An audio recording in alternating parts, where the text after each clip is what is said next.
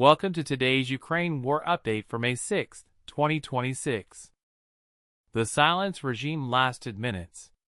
Zelensky declared a unilateral ceasefire from midnight, daring Moscow to match it ahead of Putin's Victory Day truce on May 9. Russia answered with 2 ballistic missiles, a Kh-31, and 108 Shahed drones, fired through the night. Air defense took down 89. 9 strike drones, both ballistics, and the guided missile got through. Dnipro logged explosions just after the deadline. Bloomberg framed it bluntly: Russia rejected the truce in the air. 1,050 Russian troops killed in a day. 2,031 drones destroyed. 92 artillery systems lost. 12 ground robotic systems destroyed. That figure crossing 1,300 for the war. The overnight barrage came on top of a brutal afternoon. Russian glide bombs and missiles on May 5 killed 17 people across Kramatorsk, Zaporizhzhia, and Chernihiv, over 80 wounded. Through the night, Dnipropetrovsk took the worst of it: 4 killed, 19 injured. A Russian drone hit a kindergarten in Sumy region, killing 1. Across the country, the missiles and 9 strike drones that broke through landed in 8 separate locations. The pattern: days before Putin's parade, civilians, energy targets, and any city within Shahed range.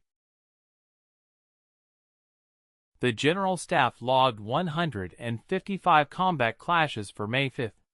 Pokrovsk took 34 of them, still by a wide margin the hottest sector.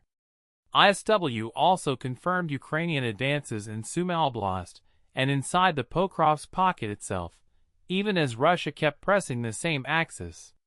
The deep strike campaign on Russia's rear, paired with Ukrainian local pushes in the east, is the picture ISW is painting today.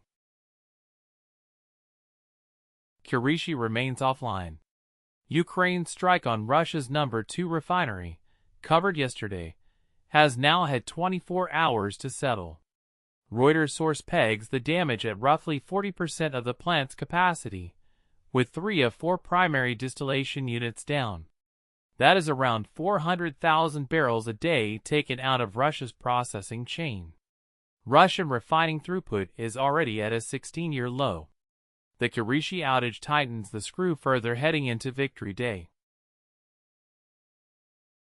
Treasury Secretary Bessent signaled today that Washington is weighing further easing of Russian oil sanctions, Trump considering waivers to keep global prices stable. The timing is striking.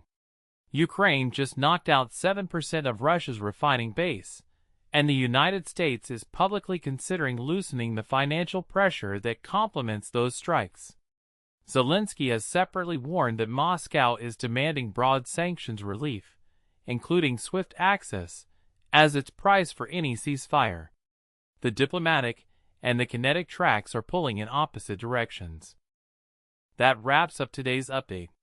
If you found this useful, press the like button and subscribe in order to support this channel.